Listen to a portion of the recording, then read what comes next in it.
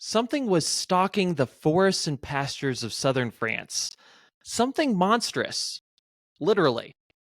Between 1764 and 1767, around 100 people in the Geuvodon region of southern France met violent deaths. Around 50 or so people were able to survive the terrifying and brutal attacks. According to the locals, the culprit behind these killings was a creature known simply as the Beast of Gevaudan. What was this beast? Through the centuries, lots of different candidates have been proposed. Some say it was just some extraordinary wolf or pack of wolves. Others have suggested a wolf-dog hybrid, or that maybe it was an escaped lion or hyena. Most boringly, some have said that there was no beast, and the whole thing was simply a case of mass hysteria. Some have even suggested that it was a human serial killer, or some prehistoric beast that somehow survived to early modern times. I'm Matt, and I'm a novelist. I'm Brian. I'm a designer and illustrator. I'm Drew, and I'm a physical therapist. We work together to create books about dinosaurs, ancient cultures, and mysteries. We love this stuff. But we don't always agree. We are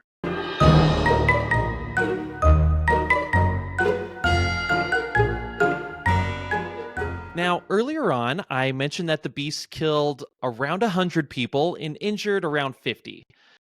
Now, as you can imagine, with so many attacks, about 100 killed, about 50 survivors, there were reams of reports from the survivors of these attacks. It's kind of hard to know what to do with these reports. It's easy to imagine that some of them may have been embellished or exaggerated in the retelling, and some of the memories might have been colored by the understandable terror that the victims were in. So it should come as no surprise that these reports don't always agree with each other. As researcher Brian Dunning explained, quote, "There is little consistency to the reports. The beast was said to be red and covered with scales, or it had long fur and a mane and black stripes. It had a long thin head like a greyhound, or it had an enormous head with a huge mouth. It had great talons instead of a wolf's claws. It could run at supernatural speed. Sometimes it hunted alone, sometimes with the mate, sometimes with its young." End quote. And as it so often does, the Wikipedia entry for the Beast of Gevaudan gives a pretty good summation of these varying accounts. It says that the beast was, quote, "a tawny russet color with dark streaks or stripes and a dark stripe down its back, a tail longer than a wolf's, ending in a tuft, according to some contemporary eyewitnesses. It was said to attack with formidable teeth and claws and appeared to be the size of a calf or cow and seemed to fly or bound across the fields toward its victims." End quote. And again, with all these different accounts factored in, there are a few other themes as well. First, and most troubling, was the beast's choice of prey. It never attacked the herds of cattle or sheep. It only attacked the humans. Some of the bodies were found only in bits and pieces, and obviously had been eaten. Other bodies were found only with injuries to the neck and seemed to have been killed basically for sport. Really, reading these reports is really gruesome. Now, the obvious candidate for the beast would be a wolf. Wolves did live in Geuvodon at this time, as they lived throughout much of Europe. Wolf attacks on livestock were nothing new and would have been something the locals were familiar with. Wolf attacks on humans probably would have happened as well, though these would have been much more rare. It's now well established that wolves, in general, don't view humans as a prey source, and absent extraordinary circumstances, they typically leave humans alone. But these extraordinary circumstances do sometimes occur, so the locals would have been familiar with wolf attacks. And there's one thing where these witnesses seem to agree almost across the board. The beast was not a wolf. Yes, it had many wolf-like characteristics, but the locals, who again would be very familiar with the wildlife in their region, said there were key differences between the beast and the wolves. Now, eventually, news of these killings in Gevaudan began to spread as the killings themselves piled up. Soon, Gevaudan was crawling with monster hunters. During one hunt, an estimated 30,000 men were participating. Their tactics included traps of all kinds, everything from using poisoned meat as bait to dressing soldiers up as women to trick the beast into attacking. Nothing worked. The beast seemed impervious to harm, either from spears or from guns. There were several reports of the beast seeming to be mortally wounded, only to later get up off the ground and escape.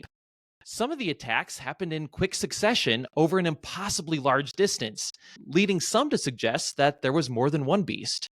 Some even attributed supernatural powers to the beast and suggested it could walk on two legs, kind of like a werewolf. And the beast was also clever, apparently able to see through even the most wily of traps that the hunters set. The man credited with the final kill was a local hunter and poacher named Jean Chastel. For his part, Chastel thought the creature was a werewolf, so he apparently loaded his musket with silver in addition to all the usual fare and began stalking the creature through the woods. He eventually fatally wounded the creature and brought the body back for measurement. Now, there's good news and bad news with what happened to the body. The good news is that it was able to be measured, and it was written down in a report called the Marin Report. Unfortunately, that's where the good news stops. The body was flaunted to all the locals, who came in to get a piece, literally, of the monster. Some of them took scalpels and started taking pieces of it apart. So by the time the report could be filed, most of the most interesting parts of the creature were gone. Furthermore, many wanted to bring it up to Paris, where the more scientifically trained biologists could try to identify it. But apparently, the beast had already been sitting in a box in the hot French summers and had reached such a state of putrefaction that they just buried it. The remains were therefore lost forever. However, after this, the killings finally stopped for good. The Marne report notes that the dimensions of the beast are roughly the size of a wolf.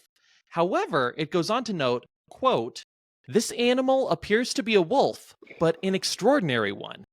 By its figure and its proportions, it is very different from the wolves that one sees in this country. This is what more than 300 people from all around have certified. Once again, whatever happened in Geuvodon, it was real. Real people died at rates far in excess of what we would expect from normal wolf predation on humans. The question isn't whether the phenomenon happened, it's what caused it." So now we're going to go to Drew, which is something that sounds a little fanciful at the beginning, but actually might be plausible. So I have a question for you guys first. I'm going to say a quote of what someone described an animal that we know of today as, and see if you can guess what it is. Okay? All right. It Sounds has 4 feet with cloven hooves, a mane like a horse, conspicuous tusks, a horse's tail. It neighs, and it's the size of the largest ox. Any guesses? Is it like a wild boar? Brian? I have no idea. I'm really racking my brain here. All right, so this is a quote by the Greek historian Herodotus in 450 BC when he went to go visit Egypt. And he was describing a hippo. Oh. So- Well, but some of that's not right. No, and that's the thing. So he literally saw a hippo, but he came back and described using adjectives that just aren't there for a hippo. As we can see, eyewitness accounts aren't always accurate, as I'm sure you can tell us, Matthew. So to say Methuselah. So we have the description of this beast. It's the size of a cat, thick hide, reddish brown fur with a stripe running down its back. I'll just go ahead and say that my guess of what the animal is that it's a lion. Not the most exciting idea, but I think here- a lion loose in the south of France is pretty exciting, personally. yeah. But it was also described as crawling on its belly and then pouncing when it was going to attack, which describes just kind of almost any feline. It also there was descriptions of glowing, fiery red eyes, which a lot of big cats will have that reflective thing going on in their eyes at night. So, to someone's imagination right before they're going to get mauled, maybe it looks red and evil. One of the things I was going to bring up is I don't know if you guys have heard of the Tsavo lions. Yes, I was hoping you were going to get into these. So the Tsavo lions, those were in 1898, there was a pair of lions, maneless male lions, that terrorized these two countries and killed an estimated 35 to 130 people. These lions, they would eat a lot of their victims, but they also, there was reports that they just kill kind of for fun and leave the bodies, which is so what the Beast of Gevaudan also did. There's also there's reports of like the noble aristocrats and those types of people that would have these exotic pets imported. Who's to say that one didn't just, get out of its cage and go on a terrorizing, destructive path in France? That is one of the points that you just touched on that I want to get into, because when you say it's a lion in the south of France, again, that sounds really fanciful at first blush. But when you get into the details, it's actually pretty plausible. Like you said, Drew, just like today, some, weirdo rich guys would keep lions on their stage just because they thought they were cool and a status symbol. There were also zoos, there were traveling menageries. So there were opportunities for lions to be in the area, and maybe some of them escape, right? Yeah, definitely plausible. Also related to that is the knowledge that the locals are going to have of lions. Now, if you're a peasant in extreme rural France in the late 18th century, you're going to know what a lion is, but you've probably never seen a lion. Now, maybe if you live in Paris, there's a zoo you could go to, or if you're really rich, maybe you have a rich friend who has one. But if you're a poor peasant in France, you've heard stories of lions, but you've probably never seen one. So if you actually see one out in the wild, it might be just like what you said with Herodotus, where you're going to use the language that you have available. So it's going to be something that looks kind of like a wolf, but also not really in these other ways. So that seems Hmm. quite plausible when seen through that light. Question with that, though. Are there cats in the south of France, though? Like house cats? Yeah, house cats, any kind of wild cats. Probably. I would guess that there's cats. So my one hang up with this is when they say it looks like a big cat. Um, Yeah. Well, I could see that, but a lion is so much larger than a house cat that when you're in the heat of the moment, I don't think you're going to think, that's a gigantic cat. It's like, oh, that's about the size of a wolf, but bigger, Well, and when you're getting typically, attacked, yeah, but after they killed it Mm-hmm. and they looked at it, wouldn't they be like, oh, oh, it looks kind of like a big cat? yeah, when I Just a was thought. reading the account of like the description, or they never really named the beast, right? Like when they killed it, they kind of just they didn't give a name to it, or I don't even know. Did they do a description of the animal once they killed it? There was a description of one officer, I believe, who said that the beast looked a little bit like part lion. Like its father was a lion and its mother was who knows what, something like Hmm. that. Yeah, So that was on the radar for at least some of the more aristocratic hunters. Gotcha. I yeah. do like this theory, though. Oh, I was just gonna say, and some people might say that, well, lions have manes, and one of the thoughts is that it could have been like a subadult male lion, which they don't have manes, and they kind of, where they do have a mane, they have a dark Mhm. stripe that runs down their back.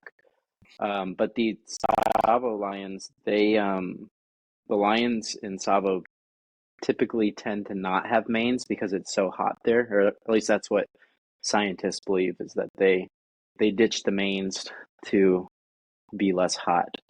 One reason that they might not name a lion, if because usually a mane's tagged along with that. So, related to that, Drew, is the issue of the tail. Now, some of the accounts mention that the tail is longer than a wolf's tail and significantly with a tuft of fur at the end. That is not how wolves' tails look, but that's exactly how lions' tails look. So that's that's true. that's another thing that gives more credence to it. That is true. I guess a lot of hunters obviously went out there, and there was accounts of several hunters and soldiers shooting it, and it kind of like it would get hit, go down, then come back up and run off.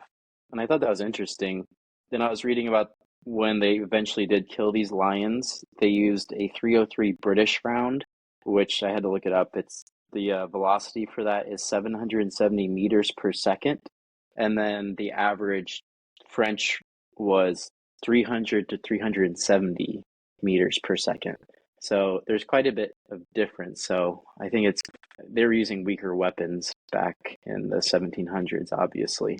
So Yeah, in to that point, a lot of people don't assume this, but lions have extraordinarily tough skin. Their skin is also designed to be very loose. So if you look at a lion, its skin almost looks like it's too big for its body. That's deliberate, and that's so if they get into a fight or something, you get the loose skin instead of going through the lion. So you'll see some reports of like you said, Drew, getting shot and not having an effect, trying to spear it but not getting through its hide. That's perfectly plausible for a lion. Mm-hmm. Yeah, the lions are they're pretty big. The lion that was shot, one of them was measured at 9 feet 8 inches from nose to the tip of the tail, which kind of fits the description of is the size of a donkey or a calf.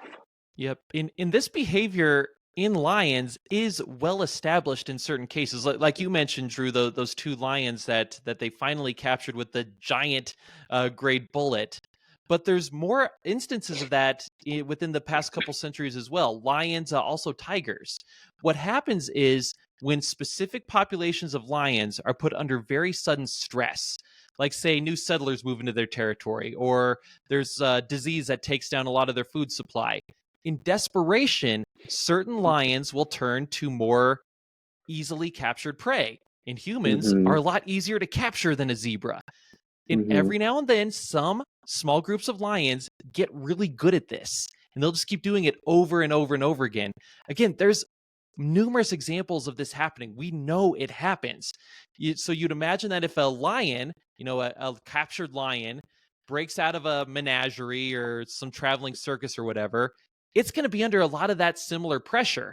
And it's very plausible that just like the other lions in Africa, it's going to start turning to the easy prey source, humans.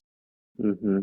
And I was reading an article that there's a correlation between lions that do kind of get a taste for human flesh and having poor dental health, because humans are actually much more we're soft creatures compared to hippos or pretty much anything. We're very, very fleshy. So when they finally get the lions or the tigers, they realize they had teeth problems, and that's what led them to humans. Yeah, yeah. I like this theory. I think it's I pretty do too. cool. I like it a lot, actually. Yeah. Yeah. When I thought about the connection between the Tsavo lions and the Beast of Gevaudan, I was like, oh, that kind of sounds familiar. And there you have it. Thank you so much for watching. Like I've mentioned before, we're a new channel, so we really appreciate if you'd like or subscribe. Also, remember to leave a comment. Let us know your theories on what the beast is. We'd love to hear your thoughts. And don't forget to boop that like button and subscribe.